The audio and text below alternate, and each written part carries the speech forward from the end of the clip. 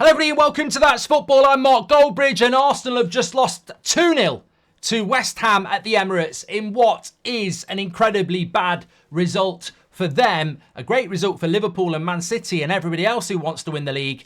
But for Arsenal, I mean, look, first of all, you've got to give big credit to West Ham. They've beaten Manchester United and Arsenal in their last two games and they've not conceded a goal. They're up to 6th and it's important when these results happen that we remember there is another team in the game and West Ham deserve massive credit. But from Arsenal, we're talking title aspirations. We're talking who's going to win the Premier League. With all due respect to West Ham, you can't be losing to West Ham at home if you want to win the league, especially when you are up against Manchester City, who we know are capable of going and winning 12, 13 games in a row in the latter half of the season. Arsenal already know this. They learnt this lesson last year. They bottled games last year like Brentford, and they're doing it before bloody New Year. That is a terrible result for Arsenal, and you struggle for the excuses. They don't really have an injury crisis like United, Chelsea, Newcastle, Brighton. They don't have that. So basically, they've got weaknesses within their squad. It's a concern, and it is a crisis for Arsenal because it's not like you've just gone to Newcastle and lost, or you've just gone to Anfield and lost. You got a point at Anfield. That's a good point. And what you've done now is you've followed it up with a loss at home to West Ham, which is a terrible result. Whether that first goal, by the way, is a goal or not, we can debate that for 10 seconds. VAR is a joke, and they should have the technology. And it's massively disappointing from an Arsenal point of view that you're the club it's happened to twice, where 2 goals have gone against you that may have been out of play. And the Premier League earns billions of pounds every year and can't spend a few grand to put technology into goalposts of every Premier League ground, and there's only 20.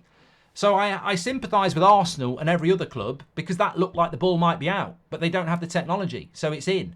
But let's not forget that happens in the 13th minute, and Arsenal have got plenty of time at home to respond to that. Also, that cross that comes in from Emerson, if Bowen gets a touch on it, it probably is 1-0 before Zinchenko pisses about with his clearance. So I just think Arsenal lost that game today because they weren't good enough. And there were chances for Jesus, and they had a lot of the ball.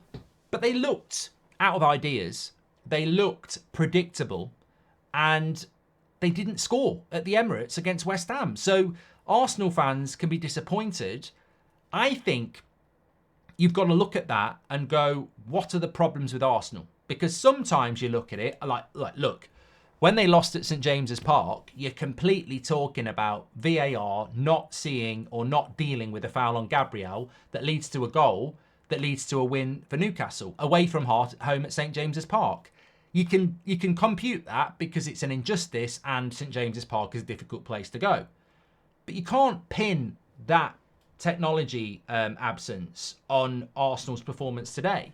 They lost the game. I mean, the second goal from West Ham is brilliant. And I even said before it, you're dealing with one of the best set-piece deliveries in the game. And they didn't deal with it. And it's 2-0. West Ham scored 2 legitimate goals. And Arsenal couldn't score 1. So you've got to look at why. And I think the big problem with Arsenal is I don't think really the fullbacks are as good as they could be. Now, Arsenal, in fairness, do not have the funds of Manchester City. Pep Guardiola bought 2 or 3 right-backs before he got the one he wanted. He did it with his goalkeepers as well. I don't think Arteta has that luxury at Arsenal. But Ben White's not really a right-back, and Zinchenko's not actually as good as people think he is. I think he's decent, but, you look at what Liverpool have when Robertson and Trent are there.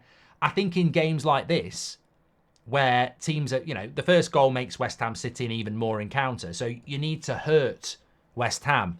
And I don't think you hurt West Ham when you've got fullbacks like White and Zinchenko. I think you need Trent and Robertson to be part of the attack. So I think that's something that Arsenal could look to improve on. More specialist, higher level quality fullbacks. I also think they desperately need a different type of striker to Nketiah. I think Jesus works. He's just very hot and cold. But you need a different profile of striker. And Nketiah is not that. I mean, I don't mind Nketiah, but I just think, would he start for Bournemouth? Would he start for Everton? And there's a debate there, isn't there? So why is he starting games for Arsenal or the go-to for Arsenal if Jesus doesn't work? I think Arsenal need a better striker. So, look, in fairness to Arsenal, I still think they've got a few... And I also think Declan Rice needs somebody next to him who's more than an 8. Trossard's not an 8, Odegaard's not an 8, and Havertz isn't an 8. So there's a few things with Arsenal that could be improved. Whether they've got the financials to do that, I don't know. But I still think Arsenal are a work in progress. And you can sort of see why the problems are. In fairness to Arteta, he did buy Timber, who got an injury. In fairness to Arteta, he probably would like to buy a striker, and maybe the money wasn't there after spending £100 million on Declan Rice, who has been a transformative signing for them. So look, Arsenal still are a work in progress. However, the excuse is not there enough to say, well, that's why we're losing games at home to West Ham. That shouldn't be happening. And Arsenal this year, I think, really want to make an impact on the Premier League title race. And, you know, you look at that league table, if I can get it up on the screen for you. Yeah, you look at that league table and you go, well, yeah, they are in a title race. There's no doubt about that. They definitely are. They're only 2 points off the top. Of course they're in a title race, but the concern is, are we going to see more of these West Ham results, or are Arsenal going to find a flow which puts them winning the next 10 games in a row? And I think the thing about Arsenal this season is they're more resolute defensively. I think they are, but they're not as free-flowing in the goals. Last year, I thought they were very free-flowing. They got 43 points from their first 48. Defensively, a little bit naive. I think they're defensively better this year, but they're not as free-flowing. And I think you've always got a chance against Arsenal. I go back to the Wolves game and the Forest game. I think both of those were at home. I think they won them 2-1. They don't put teams to bed. Therefore, they're not scoring enough goals, I don't think. And I think that's a problem for Arsenal that they need to rectify.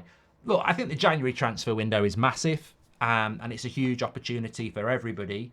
I'd be very surprised if Arsenal didn't dip into it. Now, whether it's going to be someone like Ivan Toney or not, I don't know. Yeah, it's going to be very interesting to see how it pans out. But that's a terrible result for Arsenal. Get your comments in below. I'm sure other people have got their own opinions. I've given you mine on where Arsenal, I think, need to improve. What do you think's going wrong with Arsenal at the moment? Get your comments in. You might have a few problems as well. I don't want to see Arteta out, that bullshit, but you never know. As for West Ham, look, Man United were on the receiving end last Saturday. I don't think West Ham played very well against us. I thought they played brilliantly tonight. And to be honest with you, you're not going to be 6th in the league scamming it. I don't think they played that well against United, but they got the job done. I think tonight it was very, very different. They looked better organised. They looked better on the ball. They lost Paqueta after half an hour. Defensively, they were solid. Areola played really, really well. They missed a penalty at the end. It should have been 3-0. Well, it could have been 3-0. So I think West Ham deserve huge credit. But Arsenal, it's a bit of a mini crisis for them. And Fulham away on Sunday becomes a must-win game. Thanks everyone for watching. Make sure you smash a like on the video and subscribe. Get your comments in below. I'll speak to you on the next one.